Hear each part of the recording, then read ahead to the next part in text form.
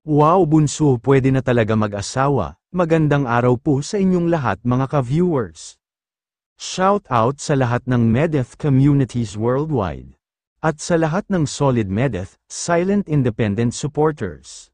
Binabati ko po kayong lahat, paki-like and share naman po guys ang video natin. Wow bunso, mukhang kilalang kilala at boto na ang pamilya mo kay Brown Eyes. Sana nga bunso si Brown Eyes na, siya na ang the one mo. Right guy na magmamahal ng totoo sa'yo, sana din bunso na meet mo na ang side ni Brown Eyes. Ang pamilya niya, nagpunta nga kamakailan ang buong pamilya ni Bunso sa Albay. Kung saan binisita nila ang daddy ni Bunso, ang bahay nila at ang babuyan.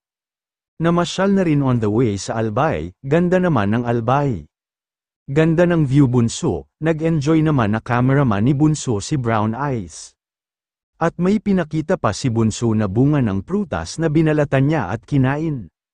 Yan daw gustong-gusto niya nung bata pa siya, probinsya talaga doon sa lugar nila Bunso. Malawak ang lupain nila at malalanghap mo naman ang fresh air sa bukid. Iba pa rin ang probinsya na tahimik at makapag-relax ka sa iyong katawan at may peace of mind ka. Na ibang-iba naman sa syudad na ang ingay ng mga sasakyan. Ang daming tao, ang mga tao nagmamadali lagi, busy naman nag-prepare ng pagkain ang pamilya ni Bunso kung saan ay nag-ihaw sila ng fresh harvest na mais. Wow, sarap naman yan Bunso, at nagluto naman ng ulam si Bunso, pwedeng-pwede na talaga mag-asawa si Bunso, kasi marunong na sa buhay, madiskarte na, marunong sa gawaing bahay, marunong magluto, mabait, complete package na si Bunso, kaya napakaswerte ang mahalin ni Bunso dahil naka-jackpot siya ng babaeng andyan na lahat. Wala ka nang hahanapin pa.